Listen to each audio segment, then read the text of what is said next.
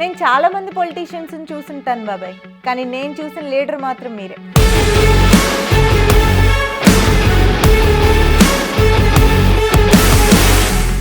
చంద్రబాబు అంటే పేరు కాదు, it's a brand. Student leader నుంచి చీఫ్ మినిస్టర్గా ఎదిగి CEO ఆఫ్ ఆంధ్రప్రదేశ్గా పేరు తెచ్చుకున్న మీరు కొన్ని జనరేషన్స్కి ఇన్స్పిరేషన్ బాబాయ్. స్కూల్ కూడా లేని నారావారిపల్లె అనే చిన్న గ్రామంలో 1950 ఏప్రిల్ 20న ఒక మధ్యతరగతి రైతు కుటుంబంలో పుట్టారు. అప్పుడు మీ ఊరాళ్ళు కాదు కదా, మీ తల్లిదండ్రులు కూడా ఊహించుండ్రు ఈ చిన్నబాబే రేపొద్దున చరిత్ర సృష్టించే చంద్రబాబు అవుతారని.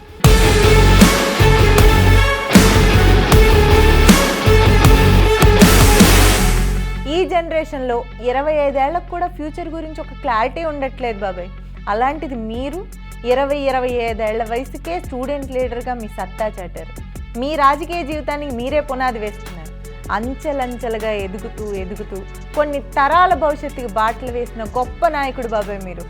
28 ఏళ్లకే ఎమ్మెల్యే, 30 ఏళ్లకే మినిస్టరు, 45 ఏళ్లకే చీఫ్ మినిస్టర్ అయిన మీ జర్నీ చూస్తే హార్ట్స్ ఆఫ్ అనకుండా ఉండలేం బాబాయ్. చిన్న వయసులోనే మంత్రిగా మీ సత్తా చాటి అన్న ఎన్టీఆర్ గారి దృష్టిలో పడ్డమంటే మాటలా? అందుకే వెంటనే ఏరికోరు అల్లుని చేసేసుకున్నారు. మీ నాయకత్వ లక్షణాలేంటో, మీ చాణక్యత ఏంటో తెలుగుదేశంలో చేరిన కొంతకాలానికే అందరికీ అర్థమైపోయింది. నాదెండ్ల భాస్కర్ రావు ఎపిసోడ్ టైంలో మీరు హీరోగా మళ్ళీ ఎన్టీఆర్ని సీఎంగా నించోపెట్టారు. అప్పటి నుంచి బాబు అంటే పార్టీలో అయినా బయట అయినా ఒక బ్రాండ్ అయిపోయారు బాబాయ్. ఐటీ డెవలప్మెంటు, విజనరీ లాంటి పదాలు వింటే తెలుగునాట ఎవ్వరికైనా ముందు గుర్తొచ్చేది మీ పేరే. బిల్ గేట్స్ మెచ్చిన లీడ్ బాబాయ్ మీరు. మీ పేరు లేకుండా ఐటీ ప్రస్తావన ఉండదు అంటే అతిశయోక్తి కాదు. అప్పుడు మీరు నాటిన మొక్కలే బాబాయ్ ఇప్పుడు ఫలాలు అందిస్తున్నాయి. అయినా కూడా కొంతమందికి మీరంటే చిన్న చూపే. అందుకే మీరెంత డెవలప్ చేసినా మిమ్మల్ని ఓడిస్తూ ఉంటారు, మళ్ళీ కష్టాలు రాగానే గెలిపిస్తారు బాబాయ్.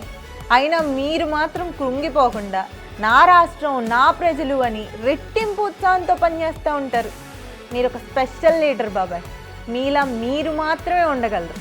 అందరూ కష్టాలకి నష్టాలకి భయపడిపోయి కృంగిపోతూ ఉంటారు, కానీ మీరు మాత్రం ఆ కష్టాలని నష్టాలని కూడా ఇటుకలుగా మార్చుకొని అభివృద్ధి చేసి చూపిస్తారు. మీలాంటి విజన్ ఉన్న లీడర్ అరుదుగా పుడతారు బాబాయ్. మీకెన్ని జన్మలుంటే అన్ని జన్మలు ఈ తెలుగు నేల మీదే పుట్టాలని నేను కోరుకుంటున్నాను బాబాయ్. 75 ఏళ్ల వయసులో కూడా 25 ఏళ్ల కుర్రాళ్ళ ఉత్సాహంగా పనిచేస్తారు.